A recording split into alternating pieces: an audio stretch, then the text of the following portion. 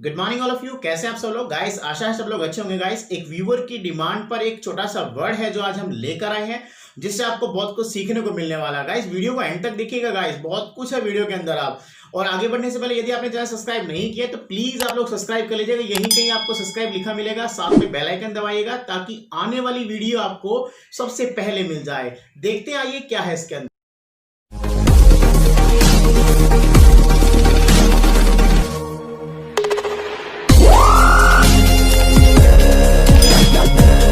So guys, देखते हैं आज हम लोग क्या सीखने वाले हैं गाइस। आज का जो वर्ड है उस वर्ड का नाम है फील अप टू।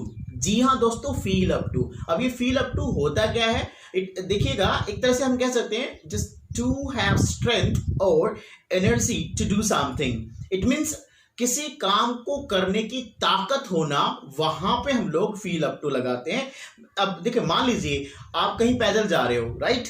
अब पैदल जाते थे क्या होता है कि आप लोग थक जाते हैं। अब आप थक गए तो आपके अंदर हिम्मत नहीं आगे जाने की, तो क्या करते हैं आप लोग? आप क्या टैक्सी करते हैं या ऑटो करते हैं या कोई बाइक पे आप लिफ्ट ले लेते हैं।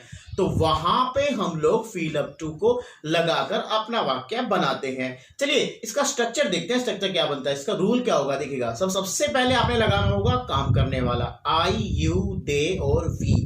उसके बाद आपने लगाना है फील अप टू। देखिएगा यहाँ पे जो टू है, इसके बाद ये चीज समझने वाली बात है, टू के बाद अगर एक्शन वर्ब आती है तो आपको यहां पर आईएनजी लगाना पड़ेगा। और अगर हम बात करते हैं यहां पर ही, शी, नेम, रिलेशन की, तो वहां पे आपने फील्स अप टू लगाना है और उसके बाद एक्शन वर्ब है, साथ में आपने आईएनजी लगा देना है।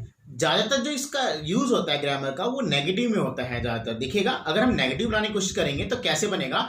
पहले आपने आई, यू, दे, वी लगाना है, उसके बाद डोंट लगाना है और उसके बाद फील अप टू लगा के एक्शन के साथ आईएनजी लगा देनी है।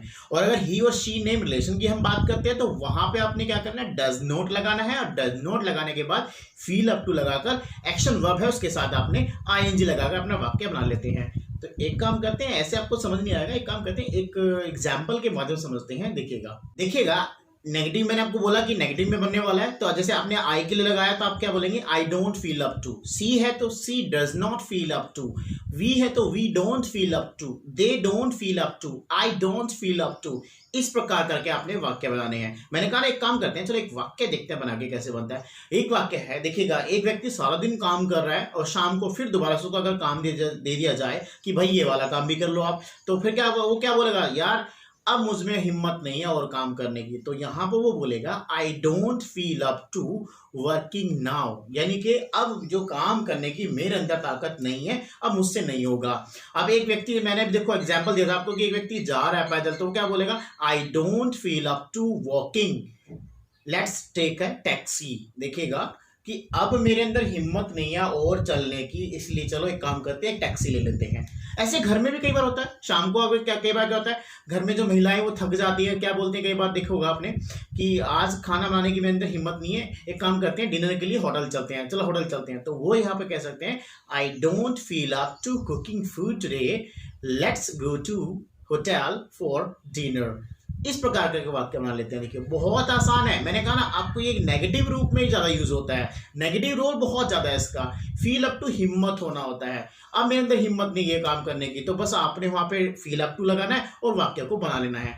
एक काम करते हैं और एग्जाम्पल देखिएगा, हम लोग सुबह से पढ़ाई कर रहे थे। अब एक लड़का कहने लगा हम सुबह से हम लोग पढ़ाई कर रहे थे, दोपहर को फिर मैंने बोला यार एक काम करते हैं, अब और हमें पढ़ने की हिम्मत नहीं है, चलो एक ब्रेक ले लेते हैं। तो हम यहाँ पे बोलेंगे we don't feel up to studying, let's take a break. बिल्कुल आसान है। एक लड़के लड़की को बोला यार अब मैं तो और सहन नहीं कर सकता, मैं ब्रेकअप चाहता या चाहती हूँ। तो उसने यहाँ पे बोला I don't feel up to tolerating you. यार तेरी डिमांड बहुत ज्यादा हो गई है, I don't feel up to tolerating you, I want to break up with you. मेरे एक दोस्त को डॉक्टर के पास जाना था, लेकिन उस पर जाने की हिम्मत नहीं हो रही थी। तो मैंने उसको पूछ लिया, भाई अगर तेरे अंदर हिम्मत नहीं है डॉक्टर के पास जाने की तो डेफिनेटली हम लोग टैक्सी हायर कर लेंगे। तो मैंने यहाँ पे बोला if we don't feel up to going to doctor we will hire a taxi. बिल्कुल सिंपल है, कुछ भी नहीं है। देखो हमको कुछ ही नहीं करना है गाइस, बस फॉर्मूला बताना चाहिए।